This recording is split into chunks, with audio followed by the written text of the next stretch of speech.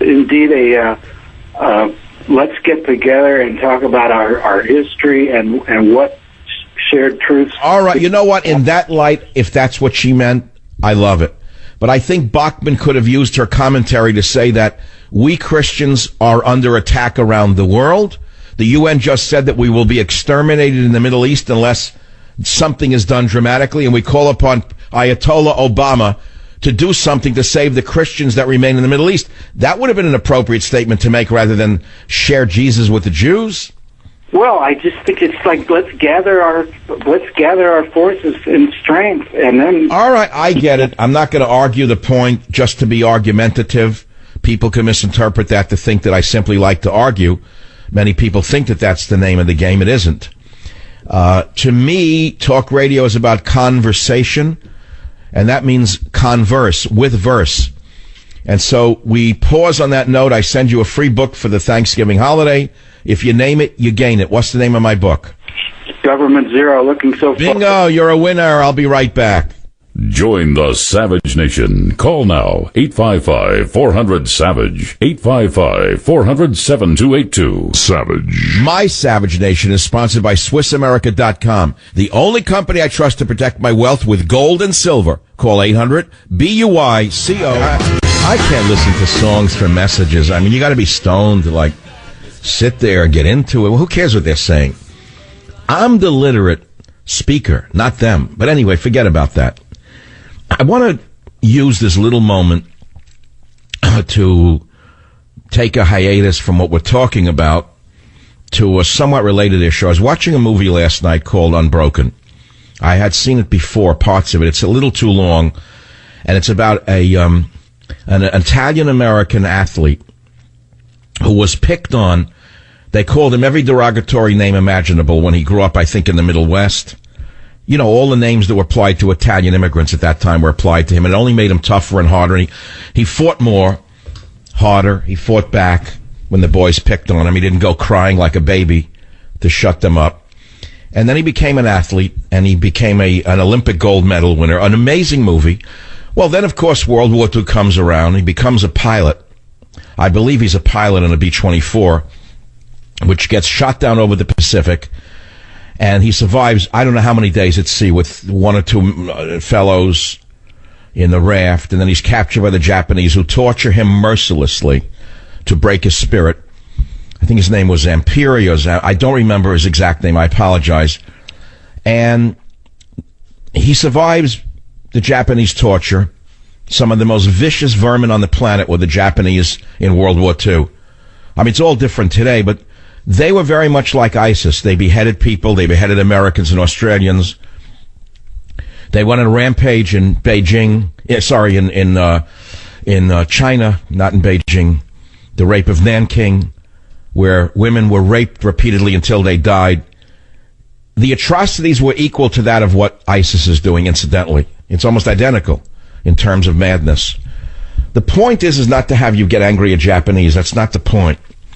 The point is that the movie itself and the bravery of the young men who fought in World War II and the young men who fight right now against the totalitarian vision of the Islamo-fascists is what I'm trying to talk about, and how the left is trying to expunge Christianity from the military at the most rapid rate imaginable under Ayatollah Obama.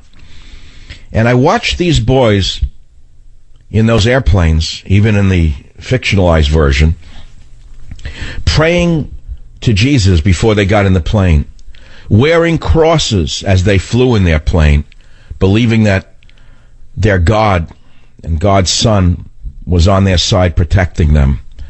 And I think, how can this country ever fight a war again and win it when you have such degenerates running the military and such degenerates running the government that they won't even permit a young man to follow his own religion unless he's a Muslim, in which case, of course, they bend over backwards, as you well know, to accommodate such religion. And then I saw documentary footage the same night on the American Heroes channel about the invasion of Tarawa, where so many Marines were killed. And I saw prayers on the deck of the ship. I love documentaries, black and white. And I see a priest leading prayers on the deck of a ship about to assault a heavily guarded island. And I see the faces of the boys. These young boys are 18 years old, 19 years old. They look like your neighbor's son or your own son. And I saw the reverence in their faces. They were given the benediction by the priest before they went ashore, many of whom would lose their lives or their limbs, to take battle against this vicious enemy. And something in me started to weep for what this man has done to this country. He certainly didn't start this attack upon faith in America, but Ayatollah Obama has certainly escalated this attack upon the Christian faith in particular to an extent that I don't know how a Christian can even survive in the U.S. military today. And on that note, I will pause as we see Ayatollah Obama's handiwork coming to pass in Missouri, Ferguson, Detroit, Baltimore, Los Angeles, Oakland, wherever you turn. He has created nothing but hatred and dissension. That's why I call it Government Zero. Join the Savage Nation. Call now, 855-400-SAVAGE, 855-400-7282. Savage. I'm not in the mood. I don't know. Rock and roll doesn't work for my head today. I want to go back to that movie, Unbroken, for a minute. It was much too long by an hour. I think Angela Jolie directed it. Did you see it, Robert? It's a pretty amazing movie. The best scenes in that movie are the scenes inside the B-24 on a bombing run over an island in the Pacific, and seeing the bravery of the boys, manning the belly gun and flying it and landing it, crash landing it on a base, because this went on all the time. The courage, the guts of the young men in that as portrayed in that movie is amazing to me. We have the same today in the military, of course. The same men, of course, in a different generation, obviously, are still flying the planes. They're still sailing the ships. They're still driving the tanks. They're still marching into combat. The difference, though, is that they can't worship the way they wished they can. The military is infested with perversion. The military is infested with Wicca, witch religions. The military is infested with you would call political correctness, but I would call something far more sinister than political correctness. And how it ends is anyone's guess. I don't know how it ends. I don't know whether this can ever be corrected. I don't know whether Donald Trump can correct it single-handedly when the cancer is so far spread through every institution of this nation. A cancer doctor tries to cure cancer, and the opposite of a cancer doctor would be someone who tries to spread cancer. Do I have to fill in the blank? I think that statement says it all.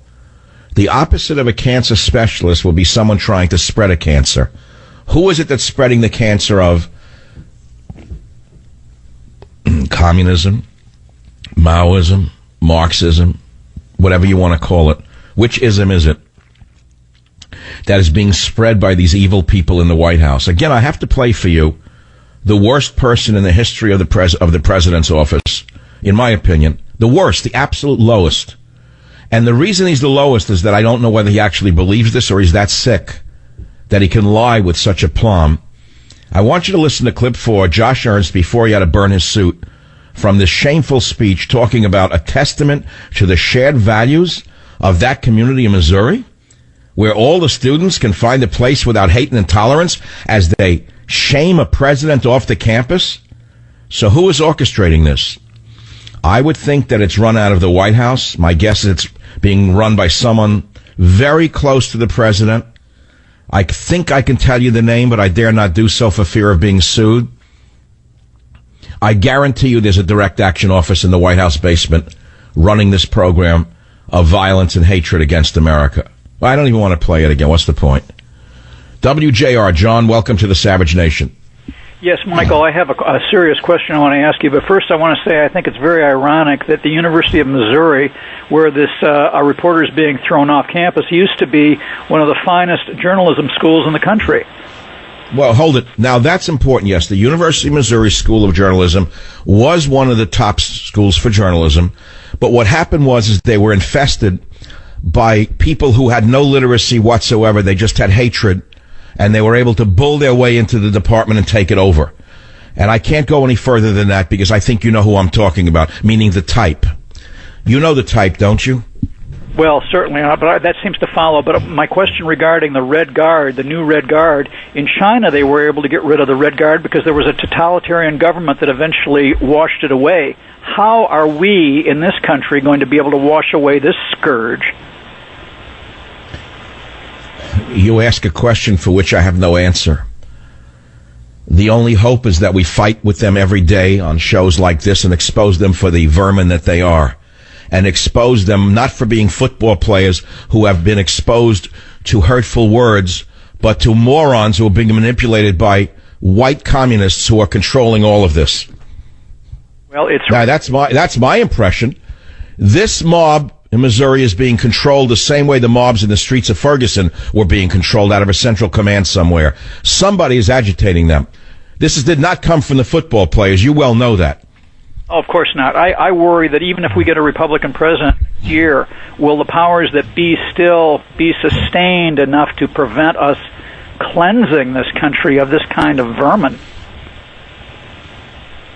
I don't know. We know that the majority of students on campuses are subjected to browbeating every day about the wonders of the universe that these people reside in, and they hate it. The children who are on the campuses, the young people, hate the brainwashing that they are subjected to. The forced diversity lessons, which they know is all lies. The forced lessons about sexuality, which they know is sickening and all lies. The attacks upon Christianity, which they detest in their core, even if they're not religious. So maybe the hope is that the masses of students themselves will eventually rise up and say enough is enough, go to you know where.